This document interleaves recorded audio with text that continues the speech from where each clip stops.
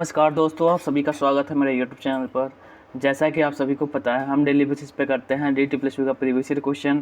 तो आज हम अब तक इकोनॉमी से जितने भी क्वेश्चन DT+P के एग्जाम में पूछे गए हैं उन सभी को देखेंगे। तो चलिए स्टार्ट करते हैं। पहला क्वेश्चन हमारा है राजकोषीय नीति एवं कर संरचना से है। ठीक है, निम्नलिखित में कौन भारत में एक अप्रत्यक्ष कर नहीं है? तो अप्रत्यक्ष कर, प्रत्यक्ष कर और अप्रत्यक्ष कर, डायरेक्ट और इनडायरेक्ट क्या होता है आपको पता ही होगा। जो डायरेक्ट टैक्स होता है जिसको हम सरकार को डायरेक्ट भुगतान करते हैं, जैसे सर्विस टैक्स हो गया हमारा, ठीक है, आयकर हो गया, ये सब नहीं, सर्विस तो इनडायरेक्ट टैक्स है। हालांकि संपत्ति टैक्स हो गया, इनकम टैक्स हो गया, ये सब हमारा क्या आता है, डायरेक्ट टैक्स है। इनडायरेक्ट में क्या होगा, जिसको हम डायरेक्ट ना देकर इनडायरेक्टली रूप से देते हैं। ठीक है, जैसे गुड्स एंड सर्विस टैक्स हो गया, ठीक है, GST जो भी हमारा है, ठीक है। तो इसी में सर्विस भी आएगा। तो ऑप्शन नंबर ये हमारा कौन सा है, सेवा टैक्स, डी राइट आंसर है। ये हमारा कौन सा है, अप्रत्यक्ष कर है। अगला क्वेश्चन देखते हैं हम। निम्नलिखित में से कौन भारत की राजकोषीय नीति के संबंध में पूंजीगत प्राप्ति नहीं है? तो कौन सा पूंजीगत प्राप्ति नहीं है? पूंजीगत प्राप्ति और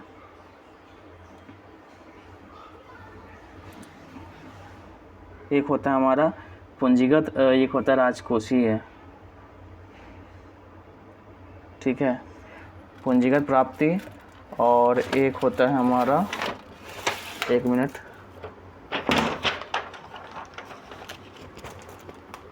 एक होता है राजस्व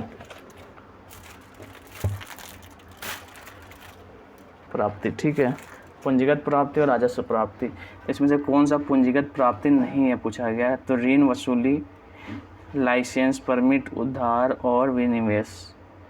तो पूंजीगत प्राप्ति कौन सा होता है? पूंजीगत प्राप्ति वो होता है कि जो उसको सरकार लेने के बाद लौटाती है। ठीक है, लेने के बाद इसको लौटाती है। जैसे आपका उधार हो गया तो उधार को सरकार लौटाएगी। ठीक है, तो ये भी है। विनिवेश, ऋण वसूली, ठीक है, ये सभी हमारे पूंजीगत प्राप्ति हैं। लाइसेंस और परमिट, लाइसेंस और परमिट जो है ये हमारा ऋण प्राप्ति नहीं है, सॉरी, मतलब पूंजीगत प्राप्ति नहीं है। क्योंकि आपको जो ये सर्विस दे रही है ना, लाइसेंस तो दे ही रही है सरकार, उसके बदले में आपसे कुछ पैसा ले रही है। तो जिसके बदले में आपको कुछ सर्विस दे रही है सरकार, तो वो हमारा कौन सा होता है, राजस्व प्राप्ति। ठीक है, और पूंजीगत प्राप्ति सरकार लेने के बाद उसके बदले में आपको कुछ नहीं देती। ठीक है, क्योंकि वो सरकार का अपना रहता है। तो उधार अगर सरकार लेती है तो वो लौटाती है फिर दोबारा। ठीक है, तो ऑप्शन नंबर कौन सा हो गया, सी राइट आंसर है। अगला क्वेश्चन देखते हैं हम। देखो यहाँ पे राजस्व प्राप्ति है, सरकार, इसमें पूंजीगत प्राप्ति हुए कौन सा, देखो, सरकार की वे प्राप्तियाँ जो या तो देनदारियों का सृजन करती हैं या वित्तीय परिसंपत्तियों को कम करती हैं, जैसे बाजार, उधार, ऋण वसूली, विनिवेश, पूंजीगत प्राप्तियाँ हैं। और उसी में अगर कोई आपसे लाइसेंस, परमिट दे रही है या सरकारी उपक्रमों का लाभ पहुंचा रही है, ठीक है, टैक्स है, तो ये सब राजस्व प्राप्तियाँ आते हैं। ठीक है, सरकार टैक्स लेने के बाद उसे लौटाती नहीं लौटाती। ठीक है, तो ये सब हो गया। निम्नलिखित में से कौन सा शुद्ध राष्ट्रीय आय उत्पाद के लिए सही है? शुद्ध राष्ट्रीय उत्पाद, शुद्ध राष्ट्रीय उत्पाद, शुद्ध राष्ट्रीय उत्पाद मतलब क्या होगा, NNP। ठीक है, NNP कब आता है, NNP तब निकलता है जब GDP से मूल्यह्रास को माइनस करते हैं। इसमें सभी में तो मूल्यह्रास लिखा हुआ है। ठीक है, तो ऑप्शन नंबर कौन सा हो जाएगा इसमें,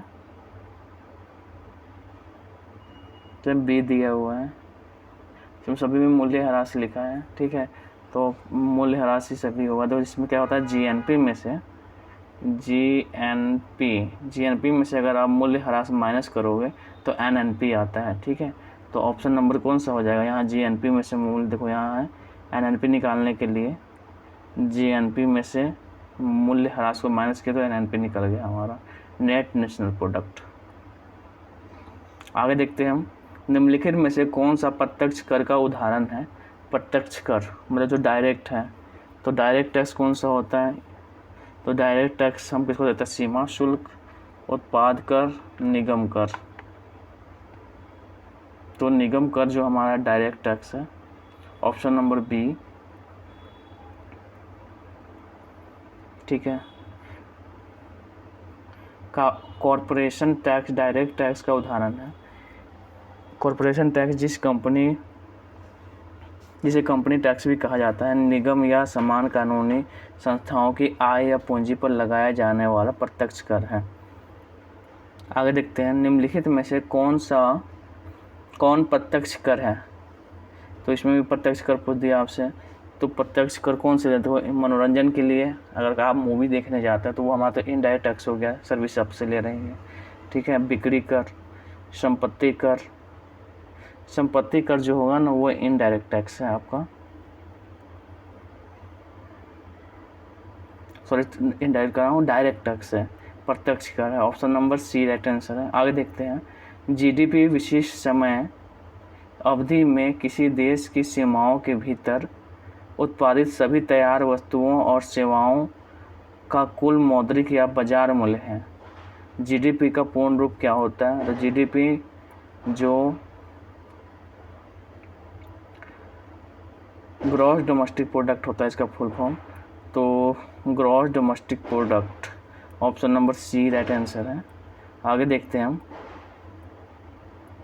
अगर पूछे जीडीपी किससे कहते हैं, तो एक वर्ष के में किसी देश की सीमा के अंदर उत्पादित वस्तु और सेवाओं के अंतिम मूल्य को जीडीपी कहा जाता है। तो आप इसे याद रखेंगे, ठीक है। आगे देखते हैं हम, किसी उपभोक्ता द्वारा चुनी गई वस्तु की मात्रा और उस वस्तु की कीमत के बीच के संबंध को मांग वक्र कहा जाता है। यदि किसी वस्तु के लिए किसी उपभोक्ता की मांग उसी दिशा में है जिस दिशा में उपभोक्ता की आय है, तो उस वस्तु के लिए उपभोक्ता की मांग की उसकी कीमत के साथ धनात्मक संबंध है, ठीक है। तो इसमें कौन सा है ना धनात्मक संबंध, पहला क्या है कि किसी उपभोक्ता द्वारा चुनी गई वस्तु की मात्रा और उसकी कीमत के बीच जो संबंध है मांग वक्र का, तो ये तो सही है हमारा, ठीक है। जैसे यहाँ पे प्राइस और इसके बीच ये मांग वक्र है। यदि किसी वस्तु के लिए किसी उपभोक्ता की मांग उसी दिशा में है जिस दिशा में उपभोक्ता की आय है, तो वस्तु के लिए उपभोक्ता की मांग उसकी कीमत के साथ धनात्मक संबंध है।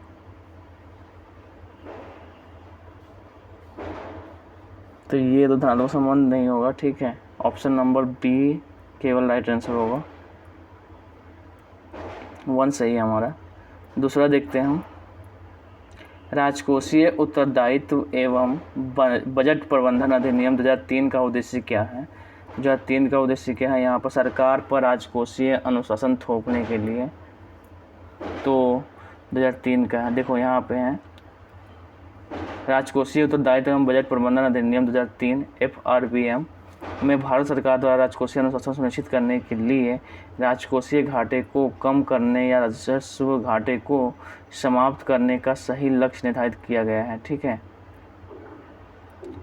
सही लक्ष्य निर्धारित किया गया है।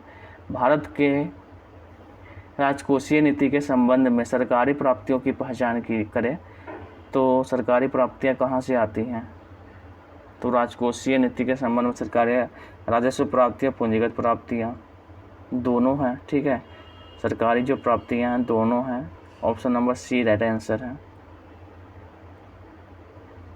राजकोषीय नीति किससे संबंधित है, तो राजकोषीय जो नीति है किससे संबंधित है, अर्थव्यवस्था में मुद्रा की आपूर्ति से, बैंकिंग प्रणाली के विनियमन, आर्थिक विकास के लिए आयोजन, सरकार के आय खर्च से।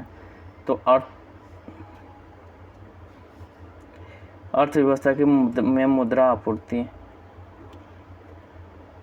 इसके लिए राजकोषीय नीति को यहाँ पे लाया जाता है, ठीक है। और जो राजकोषीय नीति गवर्नमेंट के द्वारा लाया जाता है, ठीक है। सरकार इस पे क्या करती है, टैक्स लगाती है, टैक्स के द्वारा करती है, या व्यय नीति करती है, ऋण नीति करती है, बजट नीति है, तो ये सभी के द्वारा ये अर्थव्यवस्था में मुद्रा को कंट्रोल करती है। राजकोषीय नीति किससे संबंधित है, अर्थव्यवस्था में मुद्रा आपूर्ति, अभी हमने देखा ही था, ऑप्शन नंबर ए।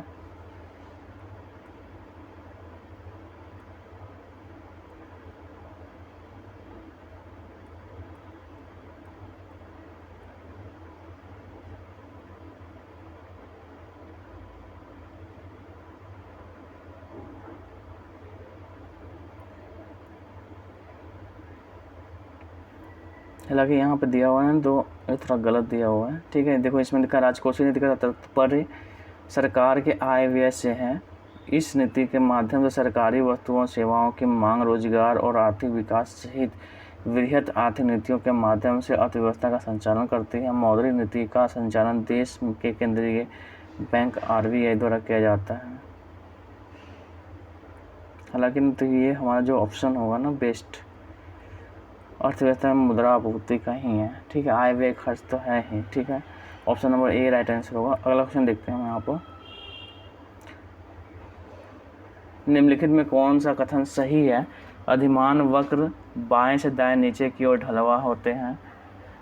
तो अधिमान वक्र इंडिफरेंस कर्व बाएं से दाएं नीचे ढलवा होते हैं, बिल्कुल सही है। उच्च अधिमान वक्र उच्च उपयोगिता का को दर्शाता प्रदान करता है, बिल्कुल सही है ये भी, ठीक है। तो अधिमान जो वक्र होता है हमारा कुछ ऐसे होता है, ठीक है। और ऊंच अधिमान वक्र ऊंच उसको वो करेगा, दिखाएगा, ऊंच स्तर को दिखाएगा। तो option number b right answer है आपका। 1 और 2 दोनों सही है। आगे देखते हैं, निम्नलिखित में से कौन सा कथन सत्य है? सुरक्षा लेन देन कर एक प्रकार का प्रत्यक्ष कर है। मूल्य वर्धित कर एक प्रकार का अप्रत्यक्ष कर है। तो दोनों सही है हमारा, ये राइट आंसर है। अगला क्वेश्चन देखते हैं हम। देखो इसमें सुरक्षा लेन देन कर एक ऐसा कर है जो देश भर में सूचीबद्ध स्टॉक एक्सचेंज पर किए गए सुरक्षा लेन देन पर लगाया जाता है, ठीक है। इसे सुरक्षा लेन देन कहते हैं। यह एक प्रकार का प्रत्यक्ष कर है। वैल्यू एडिड टैक्स की बात करते हैं तो ये हमारा वस्तुओं पर लगाया जाता है, वैल्यू एडिड पर, ठीक है। तो वैल्यू ऐड हो रही है, तो ये हमारा अप्रत्यक्ष कर है, तो ये भी सही है हमारा। राजस्व प्राप्तियाँ वे प्राप्तियाँ हैं जिनका दावा सरकार से नहीं किया जा सकता। तो राजस्व प्राप्तियाँ में सरकार से हम दावा नहीं कर सकते, बिल्कुल सही है। राजस्व व्यय केंद्र सरकार का भौतिक या वित्तीय परिसंपत्तियों के सृजन की अतिरिक्त अन्य उद्देश्यों के लिए किया गया व्यय है। तो इसमें भी दोनों होगा हमारा, ठीक है। डी राइट आंसर है, दोनों सही है। देखो यहाँ हम देते हैं राजस्व प्राप्तियाँ वे प्राप्तियाँ जो जिससे हम सरकार दावा नहीं कर सकते। टैक्स सरकार लेती है तो हम उसे फिर रिटर्न नहीं करते, ठीक है। उसके बाद एग्ज़ाम फी, उसके हमारा एडमिशन फी सरकार लेती है, तो राजस्व प्राप्तियाँ में आ जाता है। राजस्व व्यय की बात करें, केंद्र सरकार का भौतिक और वित्तीय परिसंपत्तियों के सृजन के अतिरिक्त, तो केंद्र सरकार क्या करती है? भौतिक और वित्तीय परिसंपत्तियों को सृजन करती है, उसके लिए व्यय करती है। तो ये भी राजस्व व्यय सही है, बिल्कुल। आगे देखो, निम्नलिखित में से कौन अप्रत्यक्ष कर का एक उदाहरण है? तो अप्रत्यक्ष कर की बात करते हैं तो संपत्ति शुल्क, उपहार कर, उत्पादन कर, ये हमारा जो है अप्रत्यक्ष कर का उदाहरण है। वस्तुओं पर लगेगा ना उत्पादन कर, तो अप्रत्यक्ष हो जाएगा। माल और सेवा कर GST भारत में कब प्रारंभ हुआ था? जुलाई 2017 में। अगर आपसे पूछ ले कौन संविधान संशोधन द्वारा, तो संविधान संशोधन 101वें संविधान संशोधन द्वारा कब लाया गया था? इसे भारत में 1 जुलाई 2017 को लाया गया था। इसमें कितने स्लैब हैं? तो 4 स्लैब हैं, 5%, 12%, 18% और 28%, ठीक है। 5, 12, 18, 28। आगे देखते हैं हम, केंद्रीय प्रत्यक्ष कर बोर्ड ने करदाताओं की मदद के लिए ई निवारण सुविधा शुरू की है। यह किससे संबंधित है? ई निवारण सुविधा, इसमें सभी है। आयकर रिफंड, आयकर रिटर्न, स्रोत पर कटौती। आगे देखते हैं, उपभोक्ताओं द्वारा भुगतान किए जाने वाली सभी प्रत्यक्ष करों को भी स्थापित करने वाला संवैधानिक संशोधन कानून कौन सा है? तो उपभोक्ताओं द्वारा भुगतान किए जाने वाले सभी प्रत्यक्ष करों को विस्थापित करने वाला संवैधानिक कानून, तो वही हमारा GST है, goods and service tax, goods and service tax. Option सी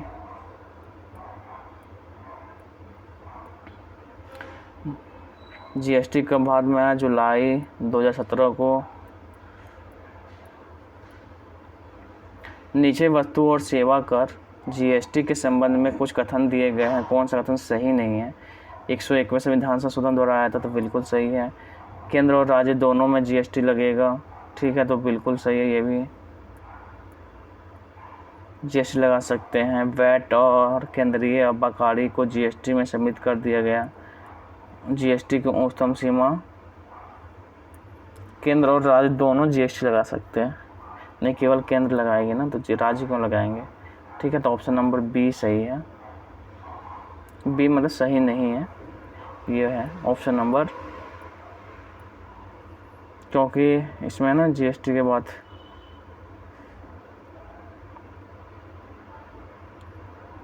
जब इसमें बोला गया कि भारत सरकार की नई अप्रत्यक्ष कर नीति 1 जुलाई 2017 को लागू की गई, ठीक है।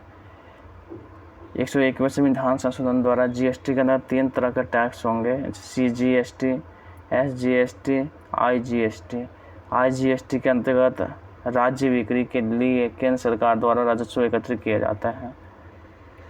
आगे देखते हैं हम, प्रति व्यक्ति आय मापने के लिए निम्न में से कौन सा फार्मूला हुआ था? प्रति व्यक्ति आय मापने के लिए राष्ट्रीय आय और कुल जनसंख्या से प्रति व्यक्ति आय निकलेगा। Option number D right answer है। प्रति व्यक्ति राष्ट्रीय पूल टोटल इनकम और कुल जनसंख्या हमारे देश में कितनी है, उसके अगर उससे हम डिवाइड कर देंगे तो हमारा प्रति व्यक्ति आय पर कैपिटा इनकम निकल जाएगा। निम्नलिखित में से कौन सा घाटे की वित्त व्यवस्था का लक्षण है? तो कौन से घाटे की वित्त व्यवस्था का लक्षण है? सरकार आय की दरें बढ़ाती है, सरकार विश्व बैंक जैसी बाहरी एजेंसियों से धन उधार लेती है, सरकार भारतीय रिजर्व बैंक से धन उधार लेती है। कौन सा घाटे की वित्त व्यवस्था का एक लक्षण है? तो सी राइट आंसर है। वैट का पूरा नाम क्या है? Value added tax. Option number सी।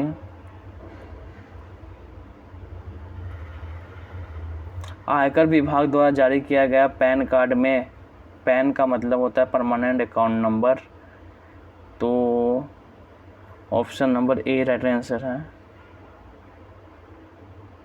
देखो परमानेंट अकाउंट नंबर ये 10 अंकीय अल्फा न्यूमेरिक यूनिक पहचान पत्र है।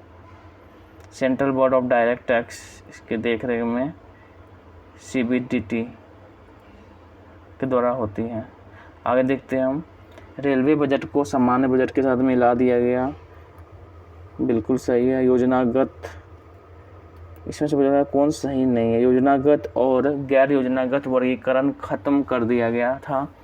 बजट प्रस्तुतिकरण 1 फरवरी को अग्रिम कर दिया गया था। केंद्र शासित प्रदेशों का बजट संघीय बजट से अलग किया गया था, तो कौन सा सही है इसमें? केंद्र शासित प्रदेशों का बजट संघीय बजट से अलग किया गया था, ये हमारा सही नहीं है। जो सही नहीं है वही सही होगा, तो ऑप्शन नंबर कौन सा? डी राइट आंसर है हमारा। देखो संविधान में बजट शब्द का उल्लेख नहीं है, वार्षिक वित्तीय विवरण का उल्लेख है आर्टिकल 112 में, ठीक है। आगे देखते हैं हम, निम्न संघीय सरकार के करों में से कौन सा सर्वोच्च वार्षिक आमद है? सर्वोच्च वार्षिक आमद कौन सा है संघीय सरकार के करों में?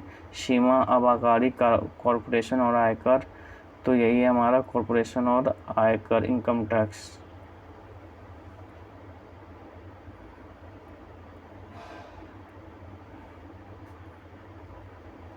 अगला क्वेश्चन देखते हैं हम, वह दर जिस पर बैंक विनिमय बिलों या अन्य वाणिज्यिक पत्रों को खरीदने या बदलने के लिए तैयार रहती है उसे कहा जाता है, तो उसे बैंक रेट बोलते हैं, बैंक दर।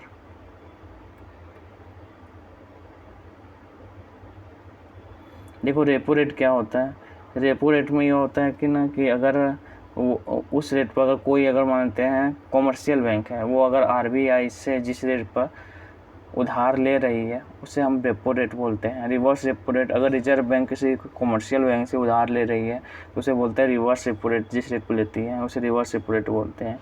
और कैश रिजर्व रेशियो क्या होता है? CRR। जितने भी बैंक होते हैं उनको कुछ हिस्सा अपने RBI के पास रखना पड़ता है, उसे हम बोलते हैं कैश रिजर्व रेशियो। ठीक है, और यह समय समय पर रखना होता है। बैंकिंग क्षेत्र में CRR का पूर्ण रूप होता है कैश रिजर्व रेशियो। नकद आरक्षित अनुपात, option number C right answer है। अगला क्वेश्चन देखते हैं। पूर्णतया प्रतिस्पर्धात्मक बाजार की विशेषताओं के संदर्भ में निम्नलिखित में से कौन सा कथन सही है?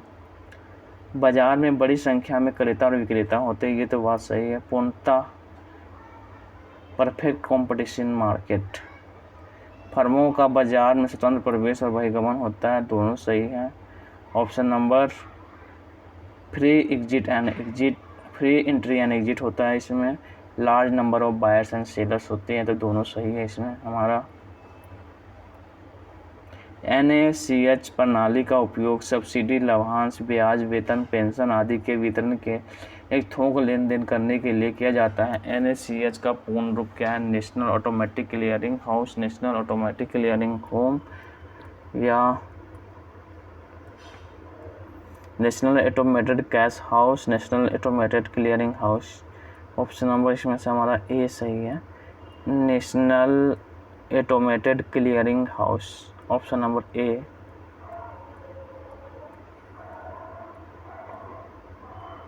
नेक्स्ट क्वेश्चन देखते हैं हम। भारतीय रिजर्व बैंक द्वारा कोविड-19 महामारी से प्रभावित ऋणों के पुनर्गठन के लिए किस समिति का गठन किया गया था? KV कामत समिति। नरसिंह समिति का तो गठन किया गया था बैंकिंग सुधार के लिए, नरसिंह समिति, नरसिंहम समिति। और GV कृष्णस्वामी समिति विनिवेश आयोग 1993 के लिए। निम्नलिखित में से कौन भारतीय राष्ट्रीय भुगतान निगम का उत्पाद नहीं है? तो कौन सा नहीं है? विदेशी मुद्रा भंडार।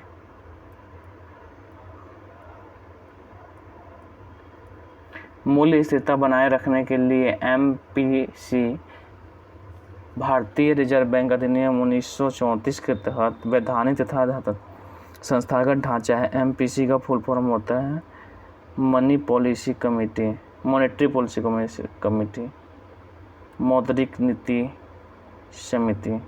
ठीक है, MPC की बैठक 2 माह के अंतराल पर होती है। इसमें क्या होता है? Repo rate, reserve repo rate, CRR, SLR, इन सभी को कम या ज़्यादा करके, मतलब बढ़ाकर, जो हमारा क्या होता है, इन्फ्लेशन को कंट्रोल किया जाता है। मार्केट में जो मनी की चलन बढ़ जाता है तो उसे कम करने के लिए हम इसका प्रयोग करते हैं मॉनेटरी पॉलिसी। और किसके द्वारा बनाया जाता है? RBI के द्वारा ये कमेटी गठित किया जाता है, मॉनेटरी पॉलिसी बनाई जाती है।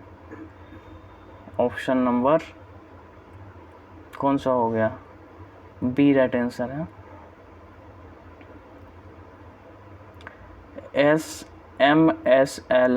MSF दर और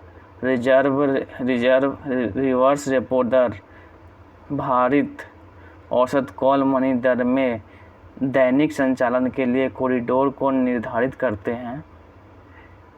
खुला बाजार परिचालन में सरकारी प्रतिभूतियां की एक मुफ्त खरीद बिक्री, टिकाऊ चल निधि डालने, अवशोषित करना क्रमशः दोनों शामिल हैं। ऑप्शन नंबर C फर्स्ट और सेकेंड।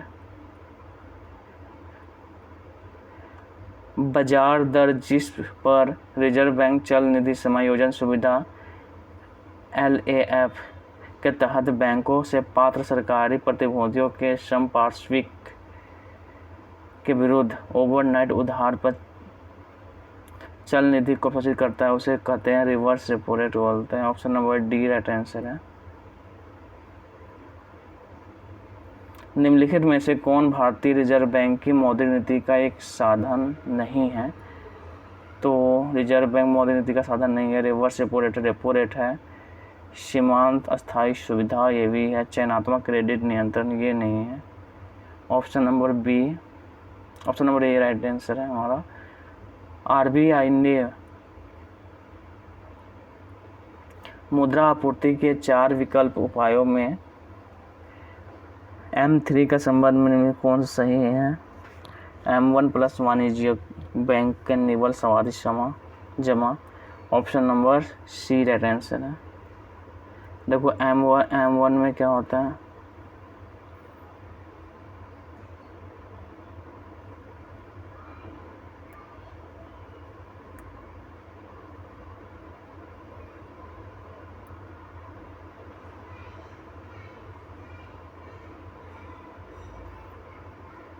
M1 में वो सभी मुद्राएं आती है जो सरकार की जो डिमांड मतलब मांग मनी होती है लोगों की, तो लोगों के पास जो मुद्रा होती है वो, और जो करेंट अकाउंट हमारा होता है और डिमांड जो करेंट अकाउंट में जो जमा होता है वो सभी हमारा M1 कहलाता है। M2 क्या होता है?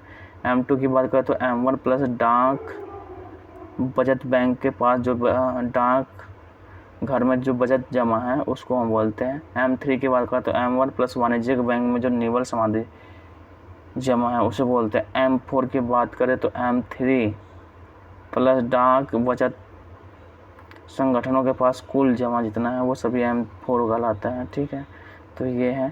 M1 को हम संकुचित मुद्रा भी कहते हैं, M4 को व्यापक मुद्रा कहा जाता है। किसी सार्वजनिक क्षेत्र के उद्यमों द्वारा जन सामान्य को इक्विटी की बिक्री के माध्यम से निजीकरण को कहा जाता है। क्या कहा जाता है? निजीकरण को क्या कहा जाएगा? उदारीकरण, वैश्वीकरण, विनिवेश। अभी कोई भी सार्वजनिक मतलब उपक्रम अगर बेचा जाता है, बिक्री किया जाता है, तो उसे हम विनिवेश बोलते हैं। निवेश, विनिवेश। ठीक है, अगर कोई अगर कंपनी है वो अगर क्या कर रही है कि सब किसानों से कोई संपत्ति खरीद रही है तो वो निवेश कर रही है। अगर सरकार से कोई संपत्ति खरीद तो विनिवेश होता है। ठीक है, तो ये आप याद रखेंगे। आगे देखते हैं हम। परंपरागत रूप से एक व्यावसायिक उद्यम क्या है कहलाता है? जो मुख्य रूप से व्यापार के माध्यम से लाभ कमाता है, सामान सस्ता खरीदता है और उन्हें उच्च कीमत पर बेचता है, तो व्यापारी। बांग्लादेश के ग्रामीण बैंक के संस्थापक कौन थे जो अभी वहाँ के सलाहकार बने हैं? मोहम्मद यूनुस, बांग्लादेश के। ठीक है, यही थे। इन्हें नोबेल शांति पुरस्कार भी दिया गया था 2006 में। इन्होंने माइक्रो क्रेडिट के जरिए जो अभी MI करते हैं, माइक्रो क्रेडिट के जरिए गरीबी उन्मूलन की दिशा को बताया था, MI। ठीक है, आगे देखते हैं। चेकों को नकारा जाना एक अपराध है, इसके लिए वर्तमान समय में क्या दंड दिया जाता है? तो 2 वर्ष का कारावास। निम्नलिखित में से कौन सा बैंक सार्वजनिक क्षेत्र का बैंक है? तो सार्वजनिक क्षेत्र का बैंक कौन सा है? IDBI bank. New bank of India का विलय किस बैंक के साथ हो गया था? Punjab national bank.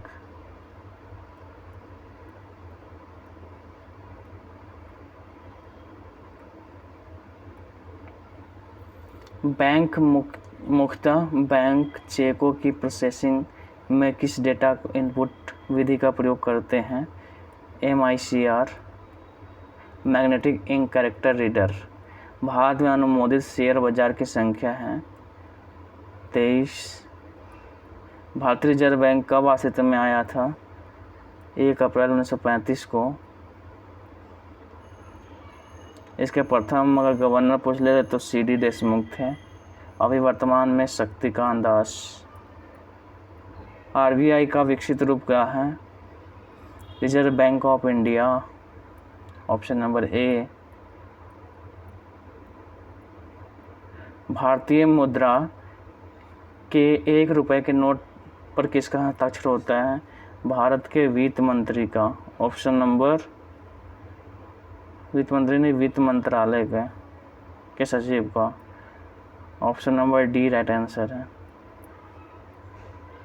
सार्वजनिक कार्यों में निवेश को किस रूप में जाना जाता है? तो पूंजीगत व्यय। निवेश अगर किया जा रहा है तो पूंजीगत व्यय ही होगा हमारा। पूंजीगत व्यय। BSE Sensex Bombay stock exchange कितने स्टॉक्स पर आधारित है? 30। भारत में कितने राष्ट्रीयकृत बैंक है? तो भारत में कितने राष्ट्रीयकृत बैंक है? अभी 19 है। 2019 के तहत देखें तो, लेकिन वर्तमान में राष्ट्रीयकृत बैंक की संख्या 2020 में कितनी है? 12 है। यहाँ देख लो, 19 में भारत के राष्ट्रीयकृत बैंक 19 थी, जबकि 2020 के देखें तो 12 है, जबकि ये 2015 का क्वेश्चन है। ठीक है, तो इसके अनुसार ये राइट आंसर होगा। मुद्रा की क्रय शक्ति में गिरावट लाने वाली वस्तुओं और सेवाओं के मूल्य में स्तर में निरंतर वृद्धि कहलाती है। तो मुद्रास्फीति। ऑप्शन नंबर डी इन्फ्लेशन कहलाएगा।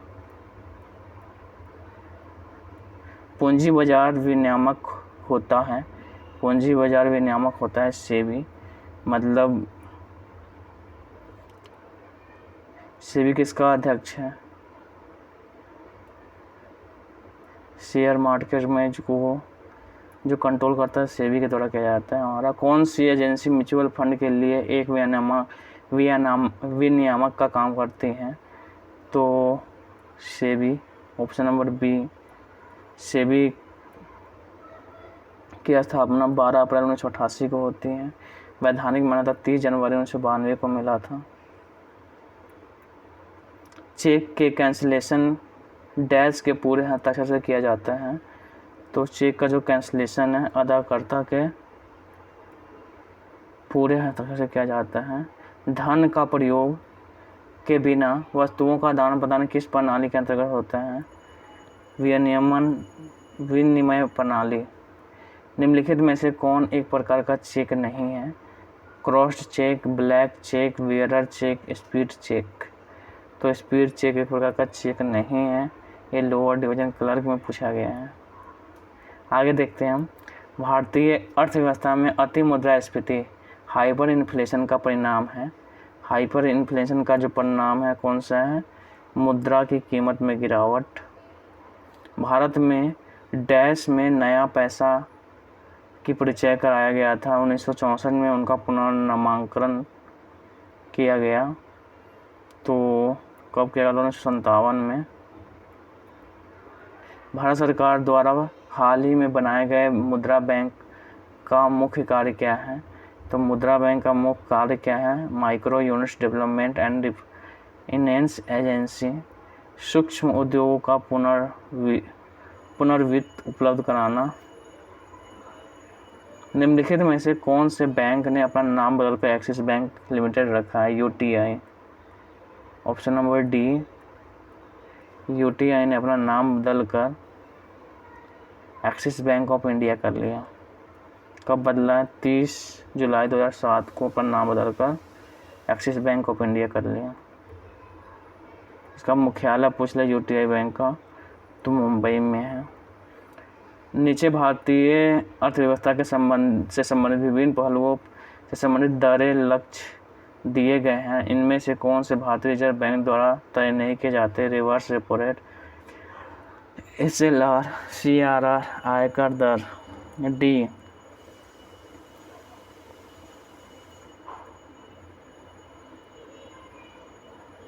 रिजर्व बैंक द्वारा तय नहीं किया जाता है। तो वित्तीय घाटा लक्ष्य और आयकर की दर। SLR, CRR सर ये तो सब तो क्या कर रहा है? रिजर्व बैंक कर लेता है कंट्रोल। ठीक है। बैंक में जमा की गई रकम जिसे पूर्व निर्धारित समय अवधि से पूर्व आहरित नहीं किया जा सकता है कहते हैं समाधि बैंक, समाधि जमा कहते हैं। उपाय एवं युक्तियां RBI के द्वारा प्रावधान किए गए अग्रिमों का भार है। तो कौन सा है? राज्य सरकार के लिए। अब निम्नलिखित में विचार करो। भुगतान बैंकों का खोला जाना, बैंकों का राष्ट्रीयकरण, मुद्रा ऋण योजना, अटल पेंशन योजना। उपयुक्त कार्यक्रमों में से कौन से वित्तीय समावेशन प्रक्रिया में भाग है? तो कौन सा है यहाँ वित्तीय समावेशन में उपयुक्त सभी हैं।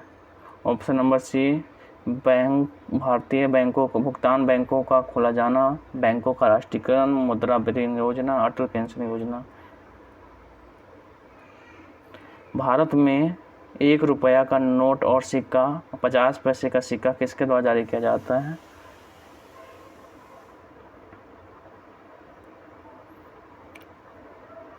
केंद्र सरकार द्वारा। रिजर्व बैंक द्वारा तो होगा नहीं, ठीक है। इससे ऊपर जितने भी हैं वो सब आएंगे क्या? रिजर्व बैंक द्वारा। भारत में अनुमोदित शेयर बाजार की संख्या कितनी है? तो अनुमोदित शेयर मार्केट की जो संख्या है 23 है। Option number c right answer है। और ये नेक्स्ट है आपका संस्था से जो भी क्वेश्चन है, इसे नेक्स्ट वीडियो में देखेंगे। आई होप वीडियो आपको अच्छा लगा होगा। वीडियो अगर अच्छा लगा तो लाइक करिए, सब्सक्राइब करिए, शेयर करिए। मिलते हैं नेक्स्ट वीडियो में। जय हिंद, जय भारत।